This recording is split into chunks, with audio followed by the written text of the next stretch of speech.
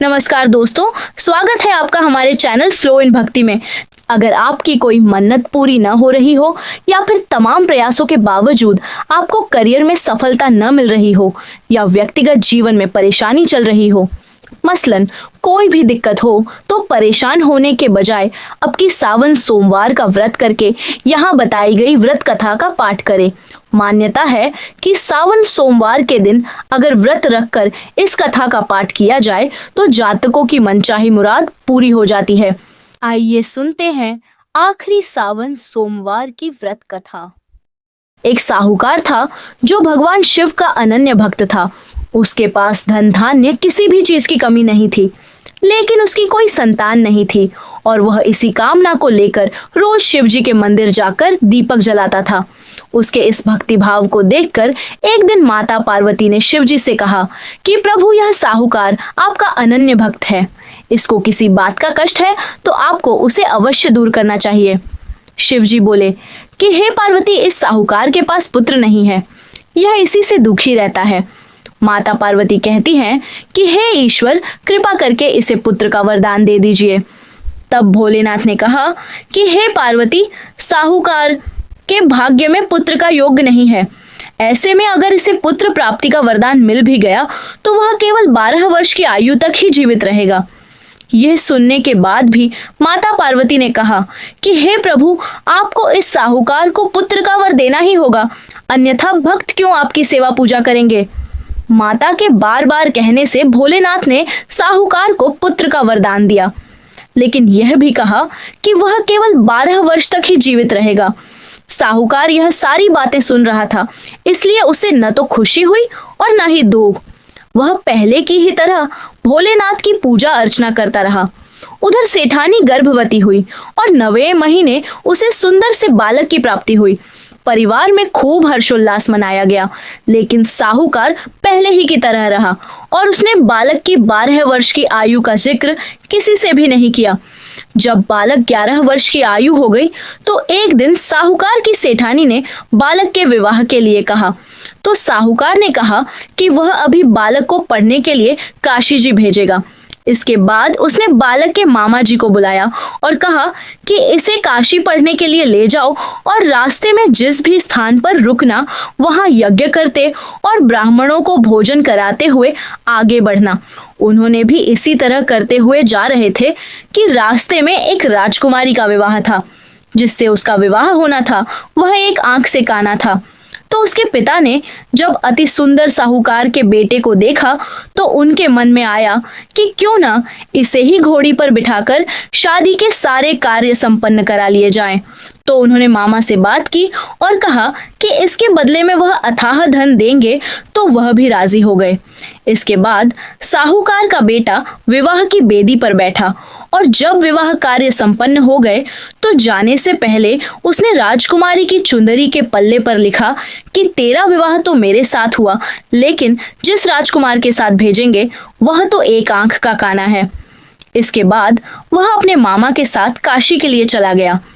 उधर जब राजकुमार ने अपनी चुनरी पर यह लिखा हुआ पाया तो उसने राजकुमार के साथ जाने से मना कर दिया।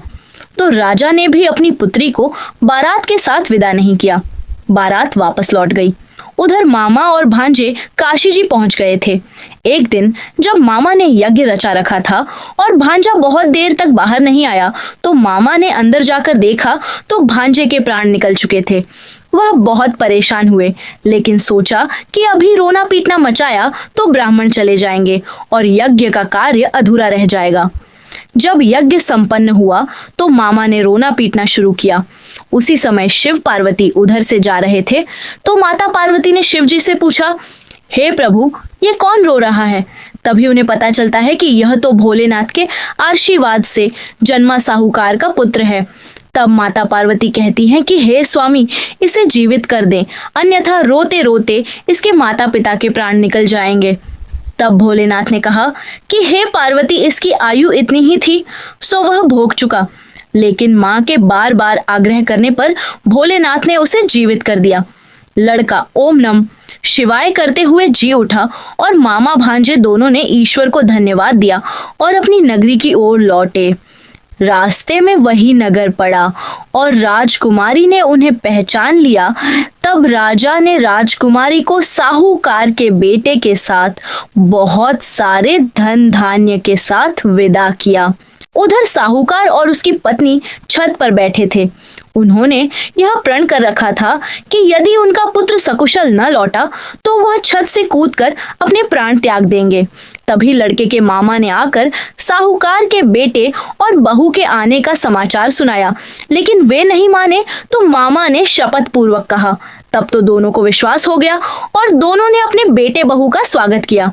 उसी रात साहूकार को स्वप्न में शिवजी ने दर्शन दिया और कहा कि तुम्हारे पूजन से मैं प्रसन्न हुआ। इसी प्रकार जो भी व्यक्ति इस कथा को पढ़ेगा या सुनेगा उसके समस्त दुख दूर हो जाएंगे और मनोवांछित सभी कामनाओं की पूर्ति होगी। ये था आज का वीडियो। जानकारी अच्छी लगी हो तो वीडियो को जरूर लाइक करें और कमेंट में ओम नमः शिवाय जरूर लिखें। जय श्री कृष्ण। ॐ त्र्यम्बकं यजामहे सुगन्धिं पुष्टिवर्धनम् उर्वारुकमिव बन्धनान् मृत्योर्मुक्षीयमामृता। ॐ त्र्यम्बकं यजामहे सुगन्धिं पुष्टिवर्धनम् उर्वारुकमिव बन्धनान् मृत्योर्मुक्षीयमामृता। ॐ त्र्यम्बकं यजामहे सुगन्धिं पुष्टिवर्धनम् उर्वारुकमिव बन्धनान् मृत्योर्मुक्षीयमामृतात्। ॐ त्र्यम्बकं यजामहे सुगन्धिं पुष्टिवर्धनम् उर्वारुकमिव बन्धनान् मृत्योर्मुक्षीयमामृतात्। ॐ त्र्यम्बकं यजामहे सुगन्धिं पुष्टिवर्धनम् उर्वारुकमिव बन्धनान् मृत्योर्मुक्षीयमामृतात्। ॐ त्र्यम्बकं यजामहे सुगन्धिं पुष्टिवर्धनम् उर्वारुकमिव बन्धनान् मृत्योर्मुक्षीयमामृतात्। ॐ त्र्यम्बकं यजामहे सुगन्धिं पुष्टिवर्धनम् उर्वारुकमिव बन्धनान् मृत्योर्मुक्षीयमामृतात्।